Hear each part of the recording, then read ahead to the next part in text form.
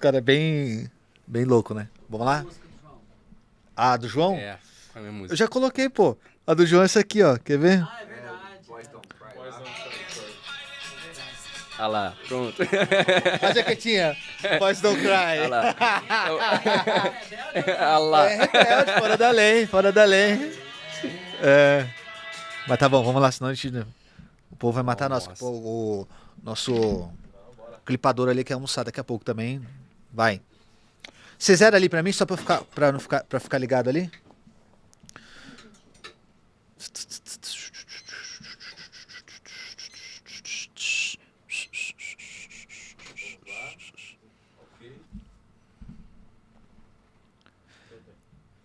Sejam bem-vindos a mais um Café com Shark, o podcast onde você aprende sobre desenvolvimento pessoal, empreendedorismo e negócio. Aqui você tem a chance de se tornar uma pessoa melhor e melhorar a tua empresa, fazer ela faturar mais e várias outras coisas. Hoje eu estou com um convidado extremamente especial aqui. Conosco, tem um carinho muito grande por ele, mas não vou ficar falando muito, porque muitas palavras de afirmação vão mexer completamente com o emocional dessa pessoa. João Guilherme, seja bem-vindo aí ao podcast Café com Shark, pô. Muito obrigado pelo convite, é uma honra poder te servir nesse podcast e também toda a tua audiência. Conte com o meu melhor, cara. Tô aqui pra derramar. Bom, como é de praxe aqui, né, a gente tá na pré-imersão, um presente pra você aqui, um Moleskine com uma caneta personalizada aí, touchscreen, como diz um amigo que esteve aqui hoje, experiência do cliente. Muito obrigado. E se você não se importar, eu gosto de fazer anotações durante as conversas. O Joel J, né? Não, eu vou te contar. Eu soube recentemente que o Joel J faz isso. Eu já faço isso há 3 anos. Pô, muito bom, Sempre um caderno de capa preta. muito bom. Isso aqui inclusive era uma prática de Leonardo da Vinci. Ele era canhoto. Nenhum material era produzido e adaptado para o canhoto. Então ele pegava, virava sempre as folhas para ele poder ter espaço para poder escrever. E você é canhoto? Sou canhoto. É o Leonardo da Vinci da Carioca, né, pô? Ó, olha lá. Bom, vamos lá. Talvez as pessoas não te conheçam, eu queria que você se apresentasse e contasse um pouco da tua história. Eu gosto muito, me conecto com a tua história por vários aspectos. Tem um principal aspecto que é de origem, né? De onde a gente começou ali, de onde a gente veio. Isso me pega muito, eu sempre penso nisso, porque assim que você contar a sua história, a gente fala sobre esse ponto, mas conta a tua história aí, como que foi essa virada, né? Porque saiu de uma realidade completamente diferente para estar na realidade que você está hoje. Se tornar um copywriter de 8 dígitos, né? Vamos colocar 8, 9 dígitos, que atende novo mercado, Carol e assim por diante, o Ru, por exemplo, e chegar onde você chegou, se é que a gente pode falar, pô, já cheguei, porque eu sei que tem muita coisa pela frente para você fazer, mas eu queria que você contasse um pouco da tua história aí. Show de bola. Contar a minha história é um desafio, porque mexe com coisas a respeito da infância. Então, em algum momento, se meus olhos se encherem d'água, eu vou pedir a compaixão do editor para poder virar a câmera. Legal, legal. Bom, a minha história não é muito diferente da história de mais de 50% de toda a população brasileira. Um preto, pobre, favelado do Rio de Janeiro. Eu cresci numa favela chamada Vila Vintém, em que, para eu ir para o colégio, ir sozinho para o colégio, eu tinha que passar pela boca de fumo que ficava na porta da vila onde eu morava. Eu me senti extremamente humilhado de ter que pedir toda manhã licença para os traficantes para eu poder passar para ir estudar. É um cenário que talvez não faça parte da realidade da maioria das pessoas quando pensam na questão da favela, porque acabam romantizando, chamando favela de comunidade carente. Comunidade é isso aqui, onde nós estamos reunidos. Café com Shark é uma comunidade linda. Agora, favela é guerra. É miséria, é você acordar depois de um tiroteio e ficar pensando, poxa, será que meu vizinho ainda está vivo? É esse nível. Acordar e ver se tem um furo de tiro na sua parede novo. Então é esse nível que eu estou falando. É ir para o colégio e atravessar a passarela para chegar ao colégio e ficar com medo e inseguro se eu vou dar de cara com um caveirão, que é um veículo blindado em que a polícia militar fazia incursões dentro da favela, para matar mesmo. Não estou falando de certo e errado, bom e mal, não estou falando desses lados não, mas é um cenário de um drama muito grande. Então, para um preto favelado, uma criança que está ali, existem 2 caminhos. Ou você vai para o lado branco da força, o lado bom da força, ou você vai para o lado negro da força. Aqui eu não estou falando de cor de pele. Ou você vai se tornar qualquer outra coisa, ou você vai entrar para a vida do crime. Você vai ser mais um traficante. Porque os traficantes recrutam muito cedo. Começa com, toma aqui R$10, compra ali uma Coca-Cola para mim, pega isso aqui, entrega ali na esquina pro fulano. Começa assim. Então, desde muito cedo eu tinha muita vergonha da favela. Tem gente que se orgulha e diz, nossa, eu tenho orgulho de vir da favela, eu nunca tive. Tá? Não cria essa imagem de mim. Eu sempre odiei a favela. No sentido de, quando eu tiver a primeira oportunidade, vou embora desse ambiente porque ele me faz mal. Porque a minha família via que, João, qualquer coisa que você fizer, a gente está feliz desde que você não siga aquele caminho. Total. E quem não seguia aquele caminho na minha família, trabalhava carregando caixa, num subemprego e tal, carteira assinada, super digno.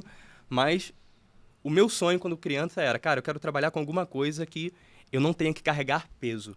Que eu tenha uma salinha que eu trabalhe com computador. E meu pai era desenvolvedor, e aí eu sempre tive acesso assim a questões a respeito de tecnologia. Legal. Como é que funcionava e tal. Ele me ensinou a mexer no computador com todas as limitações. Computador super antigo que demorava muito para ligar, mas ele me ensinava a conectar a internet de escada. Apesar de eu ter 27 anos, eu peguei isso. Então, eu sempre tive esse sonho além desse universo. Só que, como o drama de muitas crianças, muitos jovens, meus pais se separaram. Então, meu pai saiu de casa e eu continuei morando com a minha mãe e o meu irmão mais novo. E nesse cenário nós começamos a passar certas dificuldades financeiras. Falta comida dentro de casa mesmo, de contar com a avó, com a tia e tal. E teve uma vez que um familiar me perguntou assim, João, esses sonhos aí que você tem, quem você pensa que é? Quem é você na fila do pão? Me perguntaram isso, direto, para um pré-adolescente. Eu não soube responder aquela pergunta, eu não sabia quem eu era. Até que um dia, num desses cenários de crise financeira dentro de casa, eu abri a geladeira, só tinha uma garrafa d'água, e na porta tinha um quarto de pimentão e meia cebola ressecada, assim. Eu abri o armário e só tinha um saco de farinha de mandioca, assim, no finalzinho. E aí, minha mãe me viu, ela flagrou essa cena, ela falou assim, João, você abrir a geladeira e o armário não vai fazer a comida aparecer. Isso que você faz me deixa triste.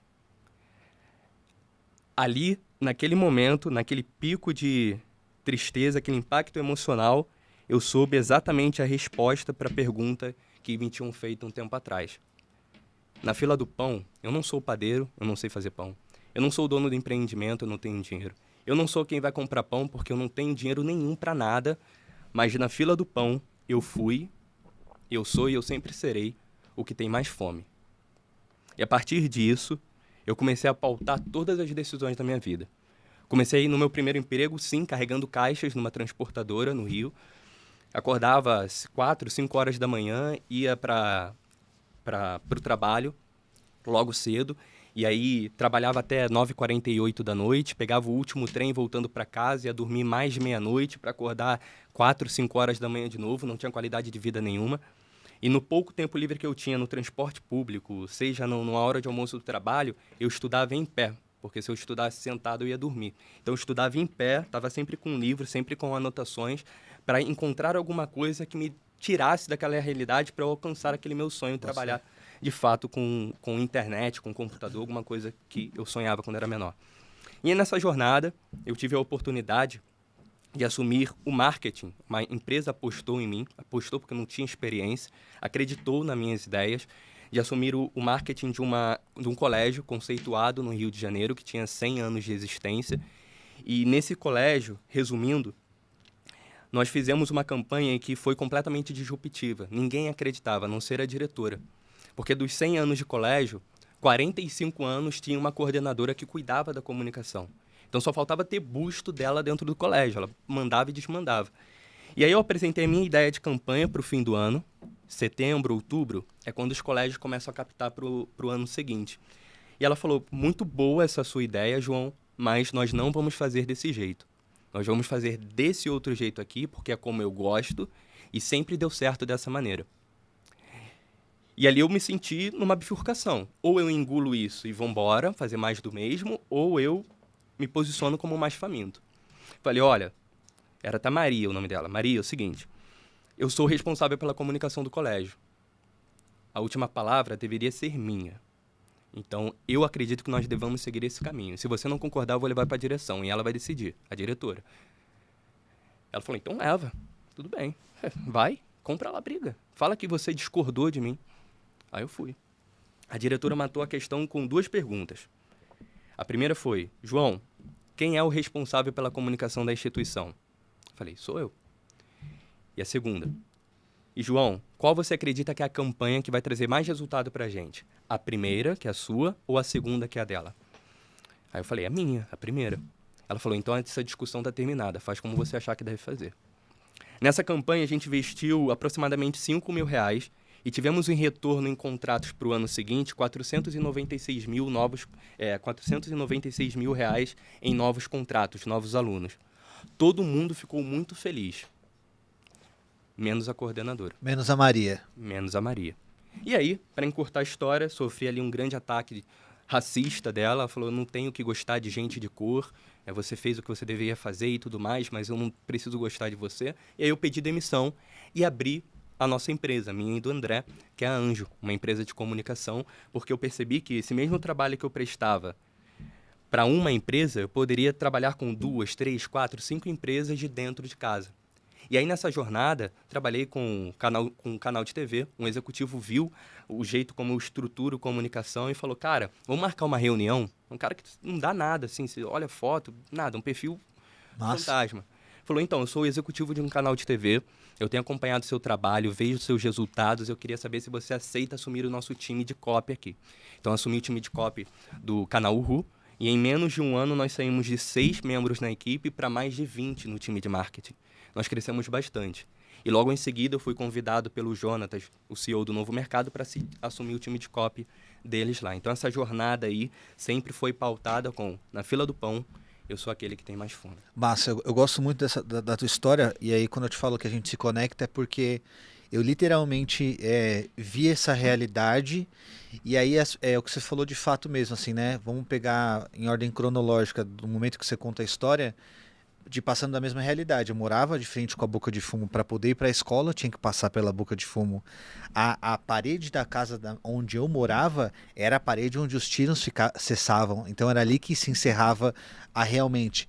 E aí desde jovem, assim como você, com em torno mais ou menos uns 6 anos, minha mãe empreendia com um carrinho de cachorro quente, e eu saía para poder fazer a venda dos salgados e tudo mais. E aí, ali ficou claro pra mim, né? Eu tive um primeiro contato com uma outra realidade e eu falei, pô, eu não quero isso pra mim, porque desde o início a gente passou muita dificuldade. Então, assim, cara, a gente passava fome, papo de você ter 2 trocas de roupa, você pedir as coisas emprestado. Então, assim, e aí eu até trago isso aqui pra gente conversar, porque eu falei que eu me conecto muito com a tua história, e eu acho que com a maior parte dos brasileiros, que não existe essa de você é branco ou preto numa favela. Você é pobre. E para a sociedade é assim também. Então, assim, você é pobre e acabou. E realmente existe uma barreira muito difícil de ser lograda. Inclusive, eu estava falando com uns caras ontem na reunião sobre isso. Para o pobre já tem uma barreira. Mas para quem é negro, tem uma barreira, um muro maior ainda. A gente estava falando no desdobramento de um cara, ele escolheu, o filho dele está num projeto de escola particular, onde fornecem todo esse recurso, e aí eu falei assim para ele assim, pô cara, a tua decisão é muito difícil, ele é negro, filho negro também, a tua decisão é muito difícil, e eu falei, por quê? Porque pensa o seguinte, você tem que definir se seu filho vai continuar ali, porque é um projeto grande, transforma as pessoas realmente em líderes. Mas, cara, como eu sou a favor do empreendedorismo, que foi o que mudou minha vida, que você falou da questão das histórias, eu acho que todo empreendedor conta histórias, realmente o mundo é movido por histórias. Eu falei, pô, eu não sei se no seu lugar eu deixaria meu filho num sistema onde eu sei que se ele passar 10 anos, por exemplo, para ele conseguir uma realocação de posicionamento no mercado, talvez ele vai sofrer. Mas ele me falou assim, eu falei, pô, sua decisão tá muito certa, quando ele me falou o seguinte, ele falou, cara, o meu filho, sendo negro, vendo de onde ele vem, se para você foi difícil arrumar um trabalho, para ele poder conseguir o cargo que ele consegue, se ele se manter aqui pelo mundo comum, fazendo entrevista, etc e tal, talvez ele não consiga chegar. Então ele precisa enfrentar primeiro essa barreira para depois empreender. E aí ver você contando um pouco disso, conecta muito com a história realmente. Quem é pobre, quem está na favela, para ter uma primeira oportunidade desse rompimento, tem que ir muito em entrevista de emprego, vai tomar muito não. Obviamente que você é pobre, você não tem grana para poder se arrumar, se vestir bem, você já chega com muitos déficits ali. E aí quando você vem com essa frase, na fila do pão eu sou o que mais tem fome, eu acredito muito nisso. Do lance do tipo, é isso que vai fazer você ser diferente. Talvez você tenha na mesma situação, você que está assistindo a gente, talvez sem grana, sem várias coisas, mas assim, essa vontade de sair e de mudar que realmente muda. E esse cara me falou, uma das coisas que eu mais quero, que eu gostaria é que meu filho realmente saísse daqui, porque o ambiente ele é responsável por minar, né? E aí, trazendo isso para dentro da narrativa, né, da comunicação, que é o que você faz hoje, como que você vê esse processo de, vamos colocar de evolução, né, de saída? Como que é essa saída dessa atmosfera para uma nova atmosfera, para conseguir lidar com novos recursos, novas pessoas? Porque realmente é uma jornada difícil, né? Como que foi isso aí? Eu sempre senti muita vergonha de quem eu era. Bota fé. Sempre senti. O mais difícil pra mim foi começar a me ver como gente. Porque pode ser uma frase polêmica, talvez vá dar ruim, mas estou disposto a tomar tua bronca depois. Mas o preto não é visto como gente, ele é visto como coisa. É como um cômodo, uma cadeira e um preto são a mesma coisa, no olhar de muita gente. Então precisei me reconhecer como gente, me aceitar como gente, para depois estar disposto a lutar como gente também.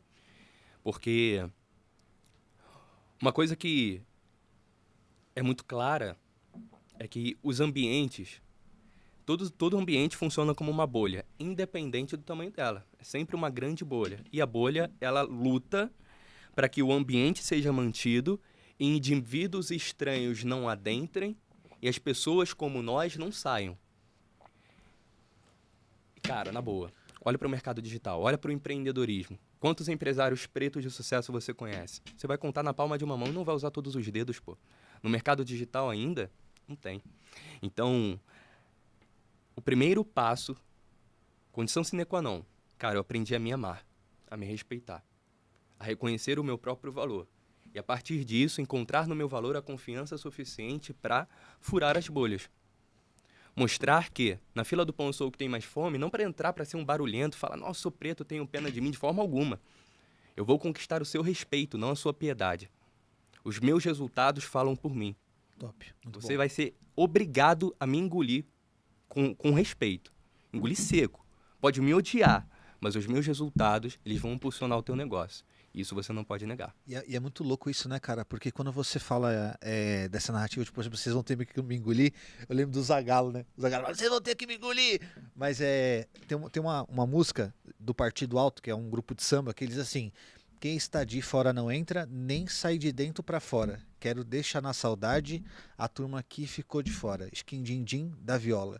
Ou seja, os ambientes eles fazem isso mesmo, de não ter essa troca, de não ter essa possibilidade. E quando você fala para mim, acho que para qualquer um, tá? Aí se é pobre, rico, não importa. O resultado ele realmente vai ter que falar mais alto. Se você quer se diferenciar, quer fazer alguma coisa de verdade no mundo, você vai ter que ter resultado. Isso é inegável. E aí você, falando sobre esse aspecto de resultado, das pessoas, do movimento todo, eu vejo que ele realmente é um movimento que ele acontece dentro de um período até que você consiga estabelecer essa personalidade. Que é o que você, pô, eu preciso recuperar essa vontade, eu preciso recuperar essa personalidade de me enquadrar com quem de fato eu sou.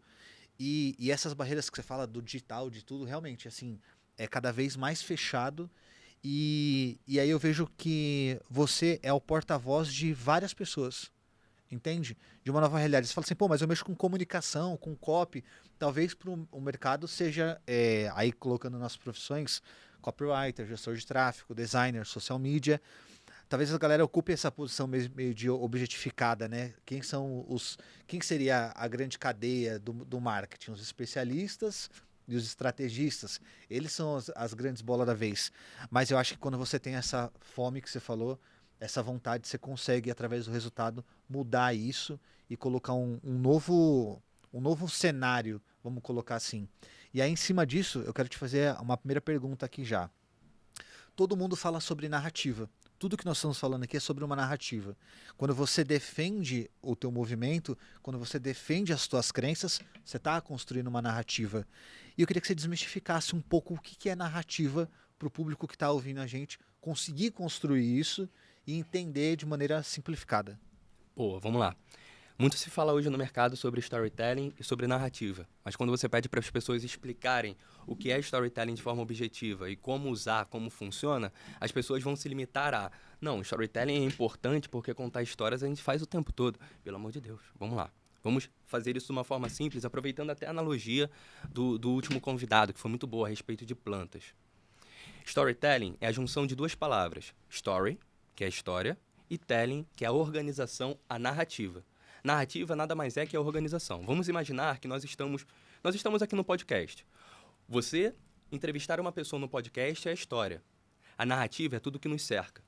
Café com Shark, café em cima da mesa, anotações, negócios, tá respeitando uma narrativa de business, pô, cafeína, tal, tudo tem a ver. Agora imagina que nesse mesmo ambiente, nessa narrativa aqui, a gente colocasse, sei lá, um cara vestido de Ronald McDonald, uma planta, colocasse aqui um cara vestido de macaco, sei lá, qualquer... Não faz sentido. Tartaruga Ninja aqui, né? Tartaruga Ninja. A narrativa está sendo ferida, não tem uma coerência.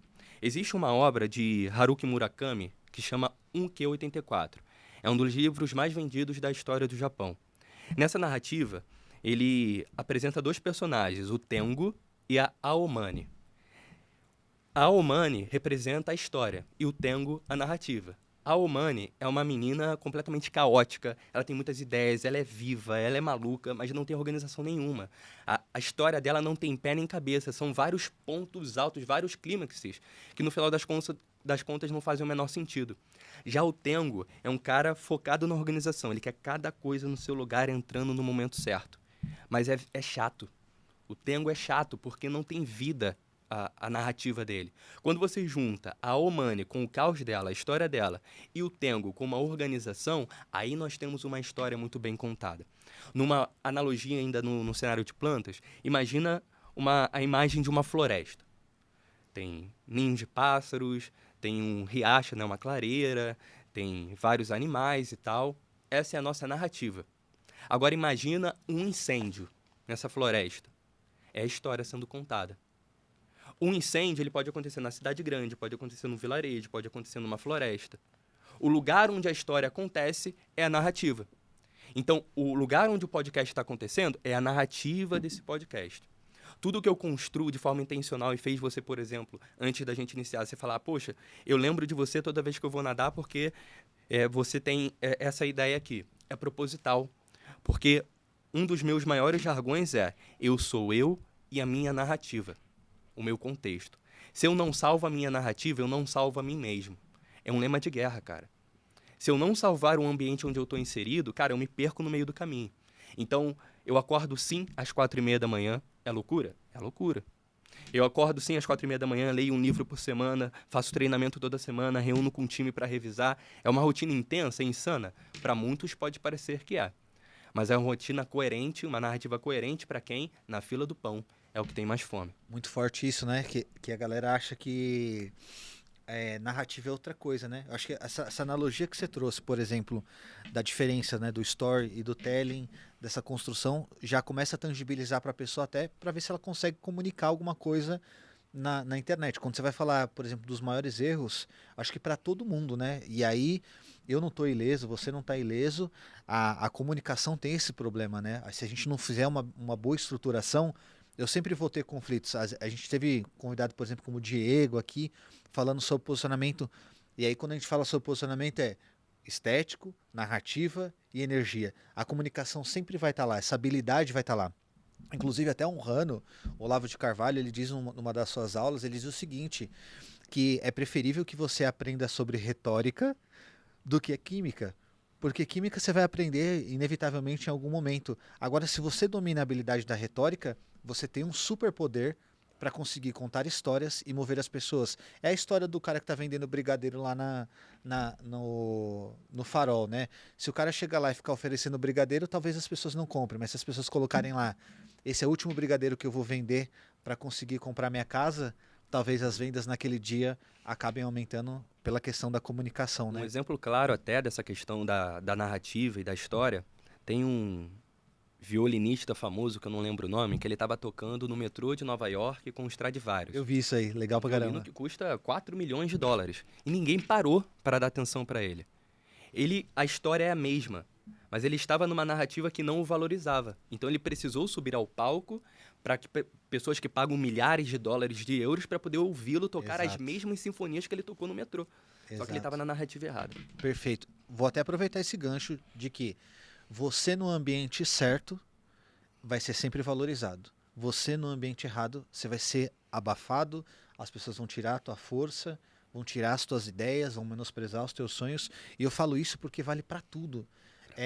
Quando você pega, por exemplo, as pessoas que mais cresceram, elas fizeram essa mudança de ambiente inúmeras vezes. Elas estão dispostas a fazer essa rotatividade de local, elas se adaptam a essas novas histórias e elas estão sempre reconstruindo essa narrativa, né?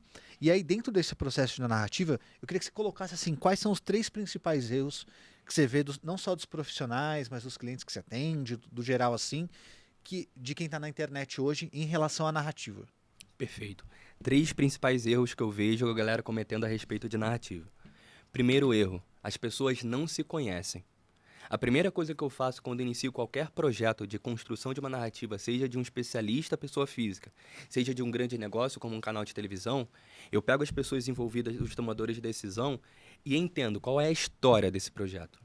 Se é uma pessoa, cara, me conta um pouco da tua história. Por que você começou a fazer isso?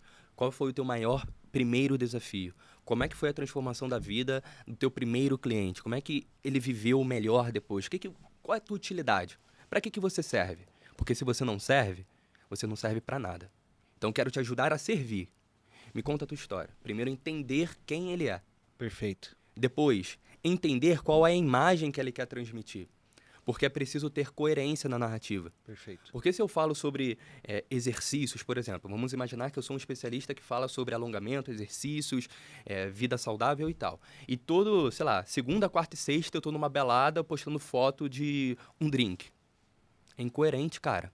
Que loucura é essa que eu tô pregando, Não mas não tô conecta, a vivendo? história não conecta, né? Exato, não conecta. As pessoas pegam no ar as incoerências.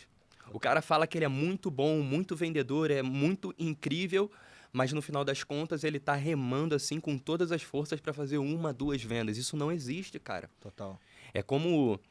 Isso é um erro que, inclusive, encaixa numa frase de um filósofo / sociólogo chamado Pierre Bourdieu. Ele diz o seguinte: os mecanismos de consagração social serão tão mais eficazes quanto maior a distância do objeto consagrado. O que significa isso?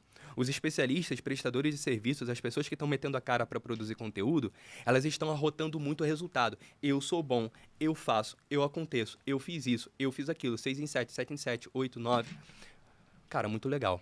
Mas quanto mais próximo esse dispositivo de consagração social, menos eficaz ele é. Vou dar um exemplo. Vamos imaginar que você seja esse cara, tá falando que você fez tantos milhões. Aí vem a sua esposa e fala: o Michael fez tantos milhões. Já não é você. É um É terceiro, um pouco né? mais distante. Sim. Agora, um cliente seu vira e fala: olha, o Michael me fez faturar tantos milhões. É mais distante ainda, ou seja, a consagração social, o valor, é muito maior desse cliente do que o da sua esposa e do que é o seu. Total. Como você está com você o tempo inteiro, a distância é 0, então o seu próprio elogio não tem valor nenhum. A galera está muito acostumada a falar dela mesma. Isso é completamente ineficaz. Total. A gente falou, inclusive, isso num dos podcasts sobre posicionamento. Ainda falta um terceiro, né? Um terceiro ponto ainda. Que é o seguinte. Um dos maiores erros de comunicação de posicionamento é quando acontece a pessoa falar com ela mesma. Isso acontece muito. Falar com o concorrente ou com alguém que ela tem admiração e busca reconhecimento. Talvez esse seja um ponto até para as pessoas limparem e olhar para a comunicação e falar assim, cara, eu estou fazendo alguma dessas coisas, tentando falar com o meu concorrente, falando comigo mesmo, ou tentando reconhecimento de alguém para mostrar que eu sou importante, que eu também sei falar sobre isso, porque isso é uma das coisas que acabam distanciando da realidade da pessoa e daquele alinhamento interno e externo. Qual que seria o terceiro elemento? Terceiro elemento, e o mais importante, é a empresa ou especialista, que eu vou colocar os dois no mesmo nível, o especialista. É o especialista entender que ele não é o herói. Ah, isso aí é forte, cara. Tá no livro isso aí, né? Exato. Tá no livro. Isso aí Isso é uma forte, construção de narrativa, que inclusive eu vou trabalhar amanhã na palestra, que é do Donald Miller. Cara, o especialista não é o herói. Ele é o guia, ele é o mentor. Então não é você numa jornada egoísta, produzindo conteúdo, olhando em frente a um espelho. Olha como eu sou bom, olha o que eu estou fazendo ou deixando de fazer. Total. Agora, é você pegar esse mesmo conteúdo e trazer sob uma outra perspectiva. A perspectiva de como eu posso mostrar o meu progresso, documentar a minha jornada, os meus resultados, de modo a servir o herói que é o meu cliente ideal. A persona é o herói. Você é o mentor. Você é quem tem clareza desse futuro. Por exemplo, eu sentei aqui para assistir ao podcast do Elton e do Fernando na cadeira do aprendiz. Que eles têm 12 anos de negócio. Cara, eu tô fazendo 4 anos agora, eu tenho muito que aprender com eles. Então, deixar o ego de lado, o que eu posso absorver e aprender desses caras? Fiquei ali. Eles são meus mentores agora, literalmente são os meus mentores. O que eles vão fazer? O que eles fizeram? Ah, beleza, já tive um insight aqui, outro ali. Mas a galera, bem como o especialista não tem clareza de quem ele é, a pessoa que está consumindo o conteúdo também não tem clareza de quem ele é. Tá todo mundo perdido, são cegos guiando cegos, vai todo mundo cair no abismo, Que é o lance do eco, né? Tipo assim, a galera pega top player do mercado, fica sempre esperando a pessoa produzir algo para poder partir daquilo. E aí você vê muita narrativa sendo construída através de sequências, react. A galera faz muito isso hoje em dia, de estar reagindo a outros vídeos e aí fica preso nesse lance de também esperar que alguém produza algo polêmico para poder construir uma narrativa em cima disso. Tem um ponto que você falou aí que eu gostei bastante, que é quando você fala desse processo da pessoa do ego, né? Isso talvez seja uma das coisas, uma das grandes barreiras, né? Então, quando a gente limpa a comunicação tá boa, o posicionamento tá bom, a gente vai para um outro campo, que é quando você fala para mim, na fila do pão eu sou o que mais tem fome, significa que eu vou ter que fazer alguns sacrifícios que a maioria das pessoas não fez. E aí que entra o ponto do ego. Aí eu vou dar um exemplo muito clássico. Especialista que não grava vídeo, especialista que é ruim de narrativa, especialista que não se aperfeiçoa em vendas, especialista que não ganha outras habilidades, que é o chá que a gente falou aqui em outro podcast. Ou seja, eu tenho um déficit muito grande para esse cara conseguir o papel de mentor, que é o que ele está buscando, que ele diz que tem, e aí você fica nítido que não é, que a pessoa está como herói realmente daquela narrativa, porque ela não quer fazer o que um guia faz. Então vou dar um exemplo assim que eu acho muito legal. Eu adoro histórias também. Adoro assistir os filmes clássicos, assim. Recentemente eu fiquei semanas só assistindo filme clássico, que eu lembro muito da cena do Gandalf, né? Quando ele tá lá na Vila dos Bolseiros, ele tá com o Frodo lá, e aí você pega, por exemplo, um elemento que é fundamental nessa narrativa, que é o anel. Se o Gandalf tivesse lá e não tivesse o anel, o que seria a história? Aquele vilão, aqui dá o tchan, do olha, esse anel já derrubou um cara no poder, etc e tal. E aí eu lembro que bem no começo do filme, o Gandalf, depois que dá o anel, etc e tal, ele sai meio que apressado, ele fala, preciso resolver umas coisas, etc e tal, ele, pum. Ou seja, o mentor não tá a todo momento ali. Exatamente. Ele precisa dessa saída, ele precisa estar um local. Aí você pega a história do Gandalf, que é o mago, etc e tal. E aí eu tô trazendo essa parte do filme para conectar com uma outra parte que é assim, nesse período onde tá o Gandalf faz a entrega do anel, que tem toda a troca, eu não lembro o nome daquele senhorzinho que ficava com o anel, como que era o nome dele? Não vou lembrar aqui na minha de cabeça agora, mas o que tomava conta do anel, beleza. Ele sai da história, ele vai lá, se distancia, o Gandalf some, e uma das coisas que eu vejo que são mais importantes para os guias, que é quando o Gandalf ele tá lá em cima da torre e ele tem que lidar com as próprias sombras, que ele tem a queda para se tornar o Gandalf branco, né? Porque ele é o Gandalf cinzento, ou seja, até o mentor tá em evolução, só que ele não é detentor da narrativa central. A história gira em torno de quem? Do anel e da jornada do Frodo. Exato. Então, o mentor ele tem que ter essa habilidade de não tomar e sobrepor aquele que realmente vai construir O de foco fato do mentor, a apesar de ter história, a né? própria narrativa, ele tem que estar focado na narrativa do cliente Total. dele. É foco no foco do cliente. Total. E é legal porque, assim, nessa queda do Gandalf, né, ou seja, essa troca, essa evolução, ele mostra que os mentores também têm que enfrentar as suas sombras, fazer suas transformações para conseguir ser uma nova pessoa. E aí me lembra muito do sacrifício, né? Porque quando eles estão passando lá pela mina nesse filme, eu não lembro qual que é esse, acho que é a Sociedade do Anel, é o primeiro filme, né? Eu acho que é o primeiro. E aí eles estão passando pela mina, e aí todo mundo atravessou a ponte, e aí o Gandalf já fez todo aquele rolê e tal, tudo. E aí aquele, não lembro o nome do inimigo lá, do vilão, ele vem, puxa o chicote e derruba o Gandalf. E aí todo mundo fica, puta, e agora? O que a gente faz? E aí aquele cara sobrevive e aparece de novo depois. Então, para mim, o mentor também tem essa parada de sempre se ressignificar, se reestruturar, ganhar novas habilidades e abrir mão do ego, né? Exato. Para você conseguir fazer certas coisas e se colocar a essa disposição. Porque tem muito mentor que não coloca, né? Tem muito mentor que fica um pouco mais distante, não coloca a mão na massa, e aí eu acho que fica um pouco superficial. Eu acho que esse ponto que a gente trouxe assim de narrativa, desmistificar, é muito bom. A gente desmistificou um pouco do storytelling, e aí eu queria trazer para você assim uma pergunta que é o seguinte: como se diferenciar então? Quais seriam os grandes diferenciais que não só influenciadores, mas comunicadores, especialistas, sobre o teu olhar, você acha que são os grandes diferenciais para os próximos anos? Muito bom. Tem uma frase de um beato, sou católico, e que ele diz assim: todos nascemos originais, mas muitos morrem como fotocópias. Beato Carlo Acutis. Essa frase dele é muito importante porque tem tudo a ver com narrativa. Nós somos aquilo do que nós nos alimentamos repetimos. É uma frase de Aristóteles. Nós somos aquilo que nós fazemos repetidamente. A excelência, portanto, não é um ato, mas um hábito. Então você se torna aquilo que você faz, aquilo que você repete. Se você está sempre olhando para fora, para aquele produtor de conteúdo, se você está sempre imitando os comportamentos daquele produtor de conteúdo, você se torna um simulacro desse produtor de conteúdo, uma cópia barata dele. Quando, na verdade, ele já existe. Você, na sua melhor versão, ainda não existe. Total, isso é forte, hein? Autenticidade. Autenticidade é isso, é você ser você com estratégia. Não é tudo que você vai falar, não é tudo que você vai defender, não é tudo que você vai expor. Por exemplo, lá em casa nós temos um projeto de evangelização, um projeto católico. Nós rezamos o terço todo santo dia, de domingo a domingo, às 6 horas da manhã, há mais de um ano, sem falhar. Eu nunca falo sobre isso no meu Instagram. Por quê? Eu não estou com o objetivo ali de evangelizar. Eu não quero que as pessoas associem a mim a um cara que tá, é um cara que é católico e tá usando a comunicação dele para poder sensibilizar Ou para tá vender usando mais. Deus para poder vender Tô mais, fora, que é amigo. uma analogia que a galera faz demais, né? Exato, eu tô fora de usar isso. Eu trago os princípios para minha vida como tal, mas não uso o evangelho para poder ganhar dinheiro. Total. Mas tudo que eu defendo tá no evangelho, cara. Maior é aquele que serve. Cristo, ele lavou os pés dos apóstolos, beijou e segou com os próprios cabelos.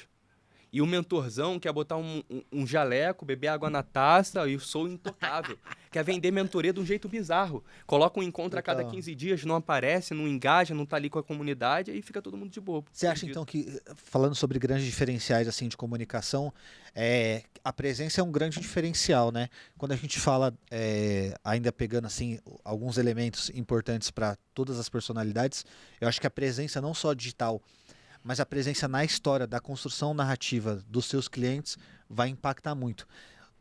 Até que ponto você acha que a presença vai ser um diferencial nos próximos anos, vendo que a gente fala muito sobre escala, sobre crescimento? Quando a gente fala de comunicação, o que você busca numa comunicação? Colunas que façam você impactar pessoas diferentes para que você venda mais. Boa. Nesse processo todo, o que você vê? Você acha que a presença é um diferencial? Por quê? Qual que é o movimento natural? Quando você se realiza, eu vou colocar como experts, né, big players, quando eles estão faturando muito e estão muito grandes, eles distanciam demais do público e acabam fazendo produtos mais numa... Se a gente fosse falar de uma escada de produtos, aí você que está ouvindo tem que ter um pouco mais de consciência. A gente fala, os produtos viram basicamente, entrem em grande escala pelo meu front-end, meu produto de entrada, e talvez em algum momento oportuno a gente se encontre. E eles tiram aquela distância que tinham inicial, que fez eles se tornarem o que eles de fato eram.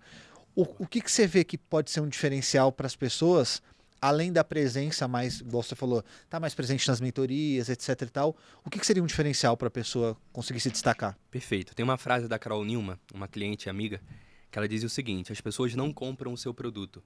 Primeiro elas compram você, depois compram o seu produto. Se ela compra um produto teu e você não está presente dentro da sua própria casa, ela se sente perdida e abandonada. Então a questão da presença não é uma presença 100% todo encontro, toda hora, do mesmo jeito. Não.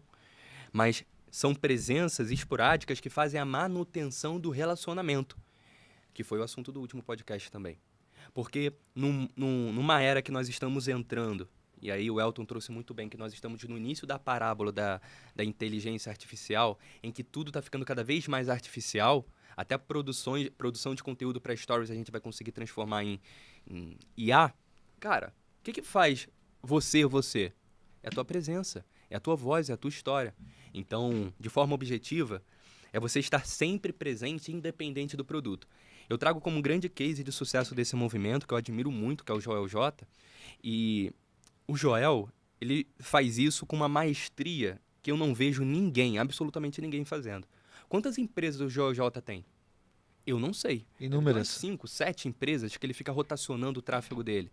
Ele tem o J Coffee, ele tem o Performance, JJ Podcast. JJ Podcast. Tem lá o First Class, junto com o Caio Carneiro. Exato. E agora, tem a empresa de DNA, faz DNA. patrocínio de uma galera do esporte. 6. E tem a 7ª agora, o 7º negócio, que é o Tour A Trinca. Não, ele tem a tapioca lá também, pô. Acho que é Conioca. Eu fazendo propaganda aqui já. São 8 empresas. Tem várias outras coisas, né? Que ele tá envolvido, não diretamente, né? Ele se vende muito bem, as pessoas compram a ele, e a partir do momento que compram ele direciona essa atenção para onde ele quer de forma sazonal. Agora o foco tá 100% na Trinca. Até ontem era o Performance. Daqui a pouco vai ser um outro produto, um outro projeto, uma outra empresa. Cara, até pouco tempo atrás o feed dele era só corte de Shark Tank, velho.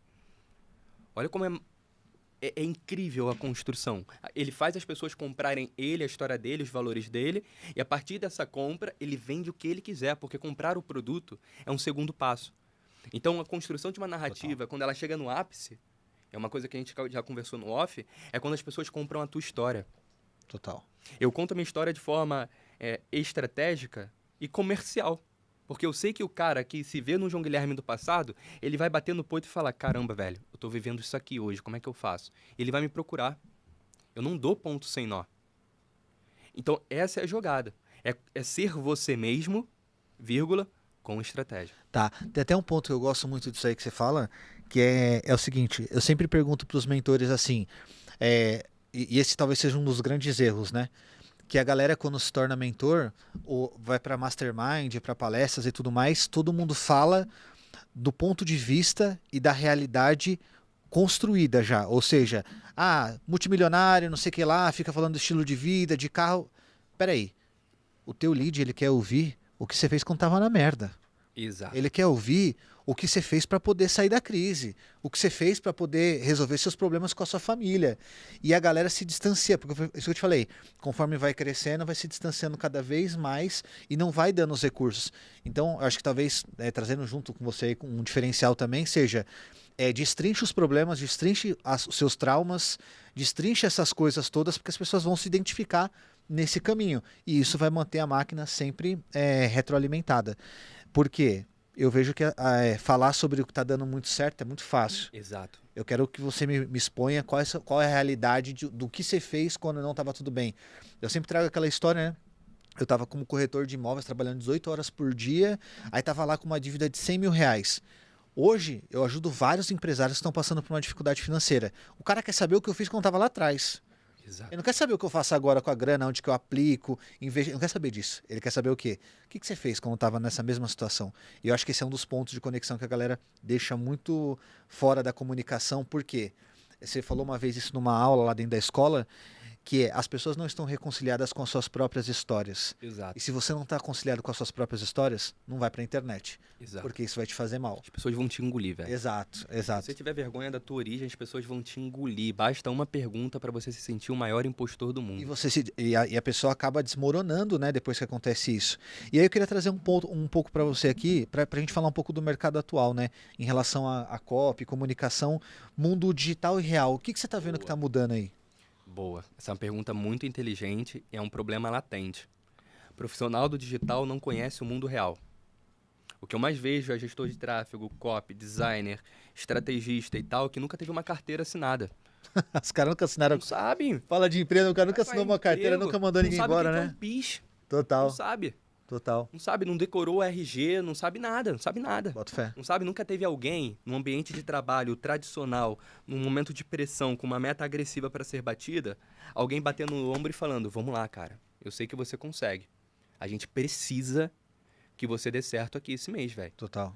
Nunca teve isso. Então fica todo mundo no conforto da casa, aí tem aquela rotina de influenciador, aí acorda às 8 da manhã, aí faz meditação. Levanto de manhã, levanto de Fala manhã, sério, tomo pô. café, leio o Jordan Peterson, Fala sério. medito sobre as suas colocações e assim A galera vai tá indo. muito mole. Isso é um problema muito foda. grave. Por isso que eu nado de braçada no mercado. Quando eu, numa palestra, eu trago como funciona a minha rotina e como eu treino meu time, que eu acredito firmemente que isso é essencial, treinamento e acompanhamento, as pessoas têm vontade de contratar. Porque não é o fato de eu acordar às 4h30 da manhã e dormir tarde, não é isso, porque isso não é nem saudável. Mas quando eu bato no mercado trazendo argumentos, por exemplo, já percebeu que no mercado os anúncios são sempre os mesmos? Tudo As igual. headlines nas páginas são sempre as mesmas? Ctrl+C, Aprenda, Ctrl+V, o método né? definitivo, não sei o quê, é sempre a mesma coisa. Mas isso é um movimento natural de vício. Por quê? Se todos nós temos acesso aos ingredientes farinha, açúcar, fermento, laranja e leite e ovos, nós todos vamos bater e vamos fazer bolo de laranja. Porque são os ingredientes que nós temos. Uns vão ficar mais gostosos, outros vão ficar mais secos, outros vão ficar horríveis, outros vão parecer o melhor bolo que você já comeu na sua vida, porque, na boa, copy também é talento. Tem gente que escreve que você olha e fala, caraca. Como tem gente que tem mão para cozinhar. Total. O Dinho, do meu sócio, ele conta que uma tia-avó dele fazia o bolo de laranja que, assim, era perfeito. Uma vez ela compartilhou a receita com alguém da família. Fizeram as duas ao mesmo tempo, o mesmo bolo, da mesma forma, com acompanhamento. No final, a família sabia quem é que tinha feito o bolo de laranja 1 e o bolo de laranja 2, porque a tia-avó tinha a mão. Tem gente que tem mão e vai continuar faturando e dando certo, fazendo mais do mesmo. E o que eu trago como quebra de padrão do mercado para o meu time e para os mentorados?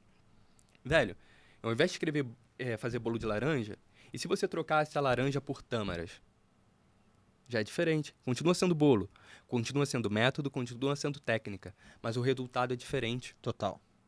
Então, a galera tá muito viciada no mais do mesmo e é muito imatura. Isso é um problema grave. As pessoas estão cada vez mais imaturas. Elas parecem que querem ser tratadas como os pais delas, os avós delas tratam elas. Quando, na verdade, o mundo é cruel. E não é tão cruel quanto o mundo tradicional. Porque no mundo tradicional, tchau e benção. É muito louco isso, né? A galera espera coisas diferentes, mas não tem um contato real. No mundo real, cara, muitos dos comportamentos que a galera tem no digital, o cara não duraria um dia na empresa. Ah, não entreguei a demanda, tô atrasado. Cara, você tá demitido. Acabou.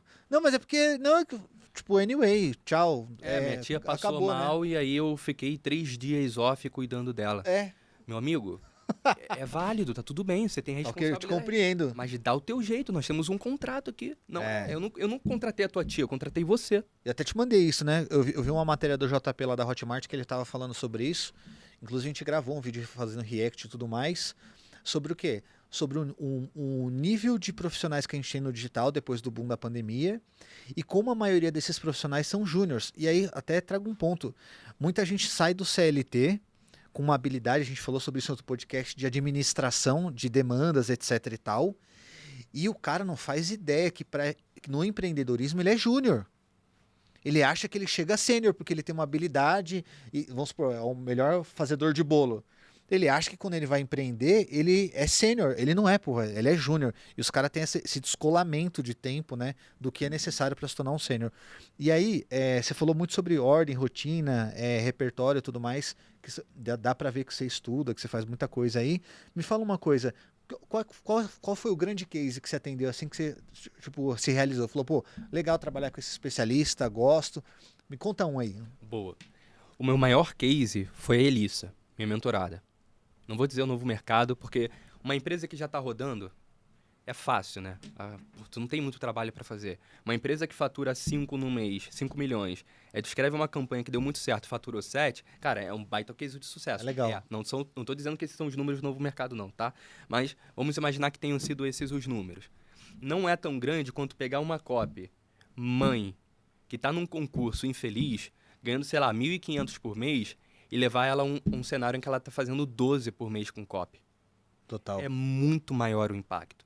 Então, o meu maior case de sucesso hoje é transformar pessoas através do poder das histórias. Não está no Uhu. Botar no Google aí, joga no Google. Canal Uhu Investimento. Você vai ver por quanto o canal de TV foi vendido. 50 milhões de reais.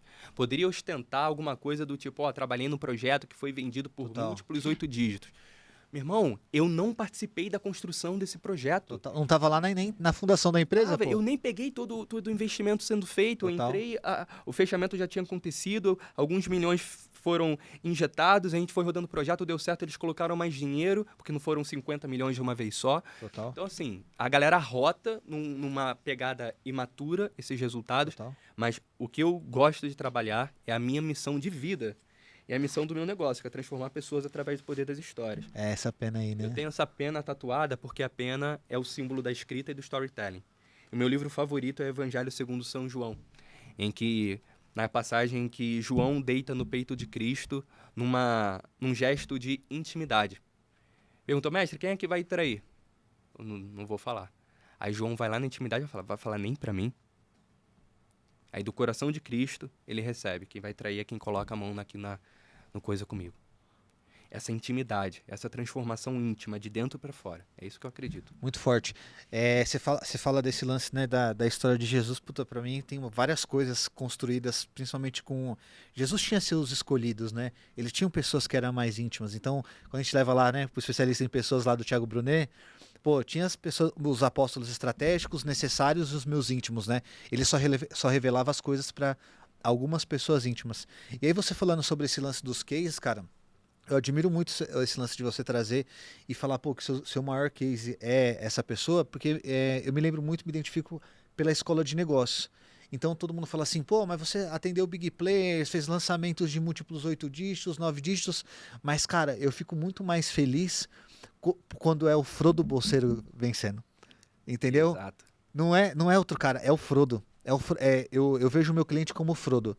Eu tô ali como um Gandalf para mostrar para ele qual a jornada que ele vai fazer, mas quando eu vejo o Frodo vencendo, quando eu vejo exatamente isso que você falou, o cara que tava com um problema de financeiro e agora tá mais estabilizado, o cara que tava com dificuldade de pagar as contas e agora consegue pagar, do cara que tinha uma família desestruturada e agora tá formando uma nova família e vai casar.